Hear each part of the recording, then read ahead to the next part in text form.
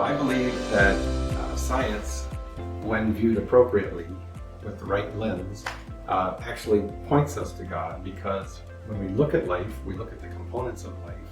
What we see in there are arrangements of molecules that are highly unnatural, that we know what natural processes do. We look at life and we see things that are very outside of the bounds of what natural processes do. So to me, science actually points us to God. It points us to this intelligence that was essential in order to get life started. First, you start with basic molecules, and they would have to come together to form the building blocks of life, like amino acids, like ribonucleotides, like lipids. And then those pieces have to come together to form chains, which are called biopolymers. Biopolymers like proteins, or like DNA or RNA. And those chains biopolymers are essential for life. But just having those isn't enough. Even if I gave you all the DNA of a living organism, it would just fall apart over time. You have to have all of that in a membrane, and the membrane has to be extremely complex because it has to maintain a stable environment inside despite changing conditions outside. So to get random processes to get to life, you have to start with very simple molecules and have them go through a process of joining together and becoming more and more complicated and more organized with other molecules, thousands of different kinds of molecules, to get to what we would call life. And so you have to bridge this gap between chemistry and biology. And it's an enormous gap, a gap that's actually growing more and more over time because we're learning more and more of what is required to get to life. We used to have a simple impression that life was pretty simple, but now it's becoming more and more required. So the stairway is sort of a nice analogy of the steps that would be required to get from chemistry at the bottom all the way up to biology at the top.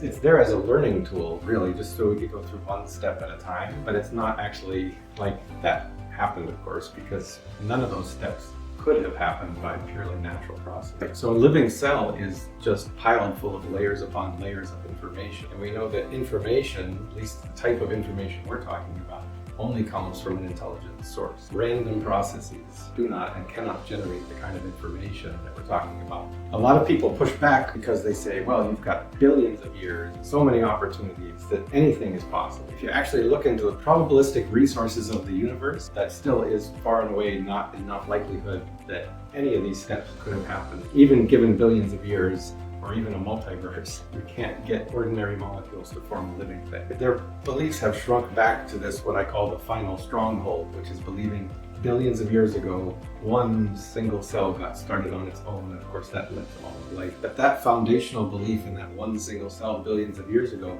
is something they will never let go of, because it is the foundation of atheism. If you want to be an intellectually fulfilled atheist, you have to believe that life just got started on its own. If that's not possible, that kind of pulls the rug out from your belief system, and so there must be something supernatural.